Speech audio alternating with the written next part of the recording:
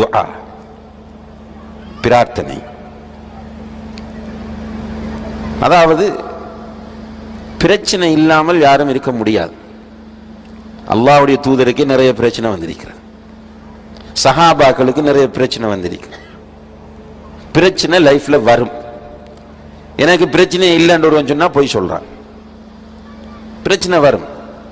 பிரச்சனை வந்தால் அந்த பிரச்சனையை மனதில் போட்டு யாருக்கும் தெரியாமல் அழுத்தக்கூடாது. பிரச்சனை யாருடனாவது பகிர்ந்து கொள்ள வேண்டும். இப்போ கம்பெனியில் ஒரு இது நடந்துட்டு, அல்லது மனைவியில் ஒரு பிரச்சனை, யார்கிட்டையாவது பேசணும். ஆனால் உண்மை என்னவென்றால் இன்றைக்கு யாரிடமும் பேச முடியவில்லை. நமக்கு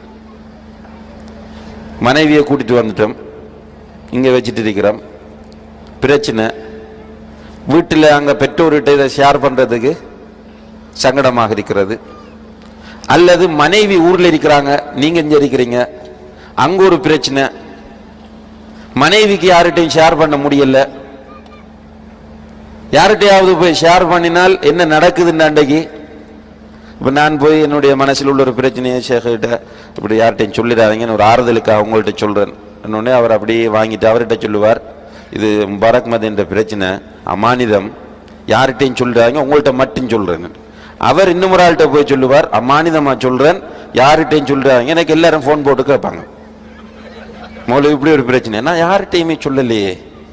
இவருக்கு ஃபோன் போட்டு நீங்கள் யார்கிட்ட, நான் இவர்கிட்ட மட்டும்தானே சொன்னேன், எனக்கு 10 பேர் ஃபோன் போட்டாங்களே பண்ணி, என்ன யார்கிட்டையும் எதுவும் துறக்க முடியலை சகோதரர்களே. அப்ப என்ன நடக்குது என்றால், சிலர் அவர்களுடைய பிரச்சனையை அப்படியே மனதில் போட்டு போட்டு போட்டு அழுத்துகிறார்கள். மனதில் போட்டு அழுத்தினோட என்ன நடக்குது என்றால், சிரித்தவருடைய சிரிப்பு கம்மியாகிறது. நல்லா சிரிச்சிட்டு இருந்தார், திடீரென சிரிப்பு குறையுது. அதுக்கு பிறகு வேலையில் ஈடுபாடு குறையுது. அதுக்கு பிறகு இரவில் விழிச்சிட்டு இருக்கிறார். அதுக்கு பிறகு பார்த்தா அவருக்கு நிறைய வேற வேற பிரச்சனைகள், தலைவலி வருது, அல்லது வேற பைல்ஸ் பிரச்சனை வருது, டென்ஷனால வர நோயெல்லாம் வருகிறது. என்னென்றால் மனதில் உள்ளதை யாரிடம் நான் சொல்வது. நிறைய பேர் இப்படியே இருந்து திடீரென கொஞ்சம் அப்நார்மலா மாறிடுவாங்க. மாறினோன்னு கூப்பிட்டு சொல்லுவாங்க, ஷேக் என் மகனுக்கு ஜின் பிடிச்சிட்டு. நல்லா இருந்தவன் பேசுறான் இல்லை, சாப்பிட்றான் இல்லை. நம்ம போய் ஜின் விரட்டுறதுக்கு உட்கார்ந்து பார்த்தா அங்கே ஜின்னும் இல்லை, ஒன்றும் இல்லை. பிரச்சனை மனம் நிறைய இருக்கிறது. இதான் இன்றைக்கு கவுன்சிலிங் அல்லது சைக்கோ தெரபி என்றெல்லாம் செய்யக்கூடிய இந்த மருத்துவ முறைகள் நம்ம எடுத்துக்கிட்டால், அவங்க உண்மையில் அவங்க என்ன பண்றாங்க என்றால், அந்த நோயாளியுடைய மனதில் உள்ள பிரச்சனைகளை எல்லாம் வெளியே எடுப்பார்கள். பேசி பேசி பேசி வெளியே எடுப்பார்கள். அவர் வெளியே சொல்லும் போது அழுது விட்டார் என்றால் அல்ஹம்துலில்லாஹ், அவருடைய பாரம் அப்படியே குறையும். இஸ்லாம் எவ்வளவு சிம்பிளான ஒரு வழியை சொல்லி தருது. என்ன வழி? துஆ. உன்னுடைய மனதில் உள்ள அவ்வளவு பிரச்சனையும் யார்கிட்ட கொண்டு கொடு? உன்னை படைத்து உனக்கு ரிஸ்கை தந்து உன்னை நிர்வகித்துக் கொண்டிருக்கக்கூடிய உன்னுடைய ரப்பிடம் போய் ஒப்படை. இந்த உலகத்தில் எந்த ஒரு மனிதனிடமும் நீங்கள் திரும்ப திரும்ப கேட்டு போனால் அழுத்து விடுவான். அது எவ்வளவு பெரிய நண்பனாக இருக்கலாம். திரும்ப திரும்ப டெய்லி போய் கேட்குறீங்க, ஒரு 10 ரூபா கொடு, 20 ரூபா கொடு, 50 ரூபா கொடு, என்ன உனக்கு வேற யாரும் கிடைக்கலான்னு தான் கேட்போம். அல்லது அவரை பார்த்தோன்னே அன்றைக்கு வாரான், இன்றைக்கும் வருகிறான் என்று அவன் வீட்டில் வைஃப்கிட்ட சொல்லுவோம், இல்லைன்னு சொல்லுங்க, அழுத்து விடுவான் மனிதன். ஆனால் கேட்காவிட்டால் கோபப்படுகிற ஒரே ஒருவன் யார்? அல்லாஹ் ரப்புல் ஆலமீன். மல்லம் யஸ்அலில்லாஹ யக்தப் அலைஹி. அல்லாஹ்விடம் யார் கேட்கவில்லையோ அவன் மீது அல்லாஹ் கோபப்படுகிறான். அல்லாஹ்விடம் கேட்க சொல்கிறான். கேட்கிறதிலேயும் சில இடங்கள் நம்ம மனதால கேட்கக்கூடிய மாதிரியான இடங்கள், சுஜூத், தஹஜ்ஜுடைய நேரம், பிரயாணம், நோன்போடு இருக்கிற நேரம், இதெல்லாம் மனம் விட்டு பேசக்கூடிய சந்தர்ப்பங்கள். இந்த நேரங்களை நீங்கள் யூட்டிலைஸ் பண்ணுங்கள் என்று நபிகள் நாயகம் ஸல்லல்லாஹு அலைஹி வஸல்லம் அவர்கள் சொல்கிறார்கள். அன்புள்ள சகோதர சகோதரிகளை, துஆ கேட்கும் போது இன்றைக்கு நம்ம பார்க்கிறோம், இந்த கையை வச்சுக்குவார், துஆ கேட்டிருப்பார், ஃபோன் வரும், எடுத்து பார்ப்பார், கட் பண்ணுவார், சில நேரம் நான் புறம் எடுக்கிறேன்னுவார். வீட்டில் உம்மாமாரை பார்த்தீங்க, அந்த தாய்மார் துஆ கேட்டுக்கிருப்பாங்க, அங்க யாராவது லைட்டர் எங்கன்னு கேட்டா அங்க கிச்சன்ல இருக்கு. துவா கேட்டுக்கொண்டு மகள் யாரோ கூப்பிடுறாங்க பாரு.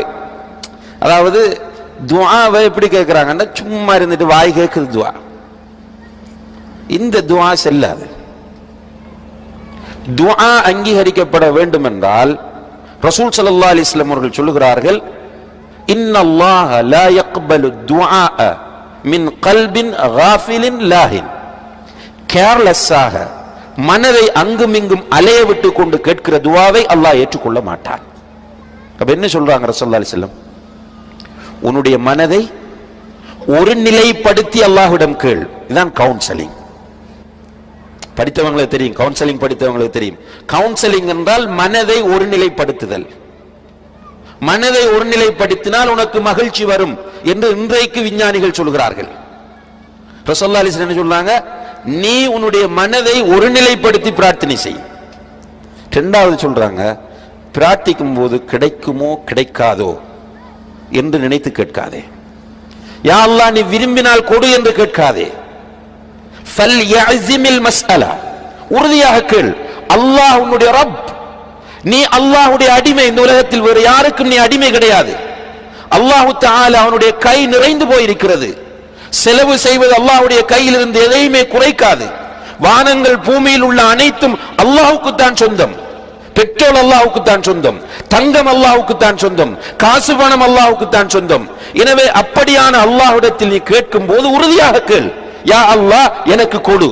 நோயை குணப்படுத்துகிறவன் அல்லாஹ் தான். எனவே உன்னுடைய பிள்ளைக்கு சுகம் இல்லையா, அல்லாஹ்விடத்தில் போய் மன்றாடு. யா அல்லாஹ் என்னுடைய பிள்ளை நோயினால் கஷ்டப்படுகிறது, என்னால் பார்க்க முடியவில்லை. யா அல்லாஹ் எல்லா மருத்துவர்களிடமும் கொண்டு சென்று விட்டேன், நீதான் நோயை குணப்படுத்துகிறவன், என்னுடைய குழந்தைக்கு நோயை குணப்படுத்து யா அல்லாஹ் என்று அல்லாஹ்விடத்தில் உறுதியாக கேள் என்று அல்லாஹ்வுடைய தூதர் ஸல்லல்லாஹு அலைஹி வஸல்லம் அவர்கள் சொல்கிறார்கள். அதே போன்று அல்லாஹ்வுடைய தூதர் ஸல்லல்லாஹு அலைஹி வஸல்லம் அவர்கள் சொல்கிறார்கள், உதுல்லாஹ வ அன்தும் மூகினூன பில் இஜாபா. பதில் கிடைக்கும் என்ற உறுதியான நம்பிக்கையோடு அல்லாஹ்விடம் கேள். அல்லாஹ் தரமாட்டான் என்ற நிராசையோடு அல்லாஹ்விடத்தில் போய் நிற்காதே. கேட்கும் போது அல்லாஹ் எனக்கு தருவான் என்ற நம்பிக்கையோடு கேள் என்று நபி ஸல்லல்லாஹு அலைஹி வஸல்லம் சொல்கிறார்கள். இப்போ இந்த ஃபீலிங்கோட, இந்த நம்பிக்கையுடன் ஒரு மனிதன் அல்லாஹ்விடத்தில் கேட்டால் அல்லாஹ் தருவானா தரமாட்டானா? தருவான், நிச்சயமாக தருவான். ஒரு அடியான் தன்னுடைய கரங்களை ப்ராப்பராக அல்லாஹ்விடத்தில் உயர்த்தினால் அந்த கைகளை வெறுங்கையாக அனுப்புறதுக்கு ரப்புல் ஆலமீன் வெட்கப்படுகிறான் என்று நபிகள் நாயகம் ஸல்லல்லாஹு அலைஹி வஸல்லம் அவர்கள் சொல்கிறார்கள். சஹருடைய நேரத்திலே இரவின் 3வது பகுதியிலே அல்லாஹு தஆலா கீழ்வானத்திற்கு இறங்கி வந்து ஹல் மின் சாயிலின் ஃபஉதி, என்னிடம் கேட்பவன் யாராவது இருக்கிறானா, கொடுக்க வந்திருக்கிறேன் என்று ரப்புல் ஆலமீன் சொல்கிறான். மாலிகுல் முல்க், அரசர்களுக்கெல்லாம் அரசன் சொல்கிறான். அந்த அல்லாஹ்விடத்தில் மனதை ஒருமுறைப்படுத்தி ஒரு மனிதன் தன்னுடைய அவ்வளவு பிரச்சனையை எடுத்து வைக்கலாம். மனைவிக்கு பிரச்சனையா, கணவனால தாயிடம் சொல்ல முடியவில்லை, நான் லவ் பண்ணி திருமணம் முடித்து விட்டேன். பெற்றோரிடம் சொல்ல முடியவில்லை, உடன்பிறப்பு, அல்லாஹ் கிட்ட சொல்லுங்க, அல்லாஹ் உங்களுக்கு தீர்வை தருவான். கம்பெனியில பிரச்சனை, அல்லாஹ் கிட்ட சொல்லுங்க, அல்லாஹ் நிச்சயமாக உங்களை கைவிட மாட்டான். நமக்கு நம்முடைய பிரச்சனைகள் அத்தனையும் தூக்கி அல்லாஹ்விடம் வைக்கும் போது, சரியாக வைக்கும் போது நிச்சயமாக அழுகை வரும். அழுது அல்லாஹ்விடத்தில் சொல்லுங்க. அழுக வந்தால் அன்புள்ள சகோதர சகோதரிகளே, மனசில் உள்ள நிறைய பாரங்கள் அப்படியே இறங்கிவிடும். அதுவும் நம்ம யார்கிட்ட அப்பீல் பண்ணியிருக்கிறோம்? ரப்புல் ஆலமீனிடம். எல்லாவற்றுக்கும் சக்தி உள்ளவன். அலா குல்லி ஷைஇன் கதீர். குர்ஆனில் 33 இடங்களுக்கு மேலே அல்லாஹ் சொல்கிறான் அலா குல்லி ஷைஇன் கதீர் என்பதை. எல்லாவற்றுக்கும் சக்தி உள்ளவன் அல்லாஹ். அந்த அல்லாஹ்விடத்தில் என்னுடைய அப்பீலை கொடுத்திருக்கிறேன். இத நினைக்கும் போதே மனதுக்கு பெரிய ஒரு ரிலாக்ஸ் வரும். அப்ப துஆ உண்மையிலே ஒரு மனிதன் மகிழ்ச்சியாக வாழ்வதற்குரிய மிகப்பெரிய வழியாக இருக்கிறது. அதே போன்று அன்புள்ள சகோதர சகோதரிகள், இந்த துஆவில் ரசூலுல்லாஹி அலைஹி வஸல்லம் சில துஆக்கள் நமக்கு ஸ்பெசிஃபிக்காக கற்றுத்தருகிறார்கள். கொஞ்சம் மனசுக்கு நார்மலாக டென்ஷனாக இருக்கா, கொஞ்சம் கவலை மாதிரி இருக்கா மனசுக்கு, கம்பெனியில் ஒரு இன்சிடென்ட், அல்லது ரூமில் ஒரு ரூம்மேட்டோட ஒரு சின்ன பிரச்சனை, அல்லது ஃப்ளாட்டில் பக்கத்து வீட்டோட ஒரு பிரச்சனை, மனசுக்கு கொஞ்சம் சங்கடமாக இருக்கா, யா ஹய்யு யா கய்யூம் பிரஹ்மதிக அஸ்தகீஸ். சிம்பிள் பாடமாகிக் கொள்ளுங்க. யா ஹய்யு யா கய்யூம் பிரஹ்மதிக அஸ்தகீஸ். யா ஹை, உயிரோடு இருப்பவனே, யா கையூம், தன்னுடைய தேவைகளை தானே நிறைவேற்றிக் கொள்ளக்கூடியவனே, பி ரஹ்மத்திக அஸ்தகீஸ், உன்னுடைய அன்பை கொண்டு உன்னிடம் நான் உதவி தேடுகிறேன். இதை திரும்ப திரும்ப சொல்லும் போது மனசுக்கு ரிலாக்ஸ் வரும் இன்ஷா அல்லாஹ். இது ரசூலுல்லாஹி அலைஹி வஸல்லம் சொன்னது. ரசூலுல்லாஹி அலைஹி வஸல்லம் அவர்கள் வஹீயின் அடிப்படையில் தான் பேசுவார்கள். வமா யன்திகு அனில் ஹவா இன் ஹுவ இல்லா வஹீன் யூஹா. ரசூலுல்லாஹி அலைஹி வஸல்லம் பேசுறது வஹீயாகத்தான் இருக்கும். எனவே அவர்கள் வஹீயின் அடிப்படையில் சொன்னது யா ஹய்யு யா கையூம் பிரஹ்மத்திக அஸ்தகீஸ் என்பது. அதே போன்று மிக கூடுதலான கவலையா வந்துட்டா, மனசு கொஞ்சம் கடும் பாரமாக இருக்கிறதா, ரசூலுல்லாஹி அலைஹி வஸல்லம் சொல்றாங்க, இந்த துவாவை நீங்க ஓதுங்க, உங்களோட பாரம் அப்படியே இறங்கும். என்ன துவா? அல்லாஹும்ம இன்னி அப்துக் வப்னு அப்திக் வப்னு அமதிக் நாசியதி பியதிக் மாதின் ஃபிய ஹுக்முக் அத்லுன் ஃபிய கதாஉக் أسألك بكل اسم هو لك سميت به نفسك أو أنزلته في كتابك أو علمته أحدا من خلقك أو استأثرت به في علم الغيب عندك أن تجعل القرآن العظيم ربيع قلبي ونور صدري وجلاء همي وذهاب حزني. அழகான ஒரு துஆ, அருமையான ஒரு துஆ. ஹிஸ்னுல் முஸ்லிம் என்ற பிரார்த்தனை பேழை அல்லது முஸ்லிமின் அரண் என்ற புத்தகம் இருந்தால் அந்த புத்தகத்தில் இந்த துஆ இருக்கிறது. கட்டாயமாக ஜெராக்ஸ் எடுத்து வைத்துக் கொள்ளுங்கள். தேவை, இந்த பிரச்சனை வரும், கவலை வரும், அந்த நேரத்தில் இதை ஓதுங்க, இன்ஷா அல்லாஹ் கவலை நீங்கிவிடும். அதே போன்று இஸ்லாம் நிம்மதியாக சந்தோஷமாக வாழ்வதற்கு நமக்கு சொல்லக்கூடிய அமல் சாலிஹாத்தில் ஒன்றுதான் திக்ர். அல்லாஹ் அதிகமாக திக்ர் செய்வது. அலா பி திக்ரில்லாஹி தத்மஇன்னுல் குலூப். அல்லாஹ் குர்ஆனில் ப்ராமிஸ் பண்றான், அறிந்து கொள்ளுங்கள், அல்லாஹ்வை திக்ர் செய்வதனால் உள்ளங்கள் அமைதி அடையும் என்று சொல்கிறான். திக்ருகளில் மிக உயர்ந்த திக்ர் குர்ஆன். கவலை வந்துட்டா, மனசுக்கு பிரச்சனை வந்தா குர்ஆன் எடுத்து ஓதுங்க இன்ஷா அல்லாஹ். அதுலேயும் நல்ல ஒரு அமைதியான ஒரு இடத்துல போய் உட்காருங்க, மஸ்ஜிதுக்கோ அல்லது வீட்டில் ஒரு ப்ரேயர் ரூம் இருந்தால் அதிலே உட்கார்ந்துட்டு குர்ஆன் எடுத்து ஓதுங்க. குர்ஆன் எடுத்து ஓதும் போது மனதில் உள்ள சுமைகள் பாரங்கள் இறங்கும், சந்தோஷம் வரும் இன்ஷா அல்லாஹ். அதிலும் சில நேரங்களில் திக்ர் செய்யும் போது தனிமையில் இருந்து கொண்டு அல்லாஹ்வை நினைக்க வேண்டும். அந்த நேரத்தில் கண்களால் கண்ணீர் வடியும். அப்ப மனதை ஒருநிலைப்படுத்துவது. ரசூலுல்லாஹி அலைஹி வஸல்லம் அவர்கள் சொல்கிறார்கள், சபஅத்துன் யுதில்லுஹுமுல்லாஹு ஃபீ ظில்லி யௌம லா ظில்ல இல்லா ظில்லு. இந்த மஹ்ஷர்ல நிழலே இல்லாத அந்த நாளில் அல்லாஹ் தஆலா எத்தனை கூட்டத்தாருக்கு? 7 கூட்டத்தாருக்கு நிழல் வழங்குவான். அதில் ஒரு கூட்டம் யார் என்றால், ரஜுலுன் ذكرல்லாஹ خاليا ففاضت عيناه. தனிமையில் இருக்கும்போது அல்லாஹ்வை நினைப்பான், அல்லாஹ்வை திக்ர் செய்வான், கண்களால் கண்ணீர் வடியும். அப்ப தனிமையில் இருக்கும்போது உட்கார்ந்து அல்லாஹ் எனக்கு எவ்வளவு தந்திருக்கிறான், அல்ஹம்துலில்லாஹ். சோமாலியாவை பார்க்கிறோம், பர்மாவை பார்க்கிறோம், நம்முடைய இந்தியாவிலேயே சில பகுதிகளை பார்க்கிறோம், சாப்பிட்றதுக்கு வழி இல்லாம மக்கள் இருக்கிறாங்க. இப்படி எல்லாம் அல்லாஹு தஆலா மக்களை வைத்திருக்கும் போது நமக்கு என்ன குறையை வைத்திருக்கிறான் அல்லாஹ்? நல்ல ஜோப், காசு, சாப்பிட்றதுக்கு நான் வழி இல்லை என்று இருக்கவில்லை. அல்லாஹு தஆலா என்னை எவ்வளவு கண்ணியப்படுத்தி இருக்கிறான் என்ற ஒரு மனிதன் அல்லாஹ்வை நினைக்கும் போது நிச்சயமாக அவனுடைய கண்களில் இருந்து கண்ணீர் வரும்.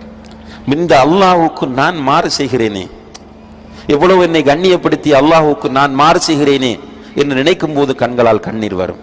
இந்த நிலை ஒரு மனிதனிடத்தில் நிச்சயமாக அமைதியை, சந்தோஷத்தை ஏற்படுத்தும். யூனுஸ் அலைஹிஸ்ஸலாம் அவர்கள் மீனுடைய வயிற்றில் இருக்கும் போது என்ன சொன்னார்கள்?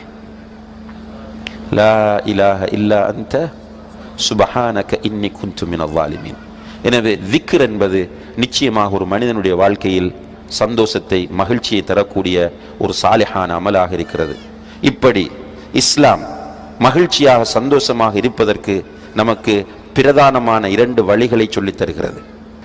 இதில் உள்ள மிக முக்கியமான மெசேஜ் 16வது அத்தியாயம் சூரத்து நஹ்லினுடைய 97வது வசனம் சொல்லக்கூடியது என்னவென்றால், ஒருவர் ஈமான் கொண்டு தன்னுடைய அகீதாவை சீராக வைத்துக்கொண்டு சாலிஹான நல்ல அமல்களை செய்வாராக இருந்தால் அவரை மகிழ்ச்சியாக, சந்தோஷமாக, நிச்சயமாக நாம் வாழச் செய்வோம் என்று அல்லாஹ் ப்ராமிஸ் பண்ணுகிறான்.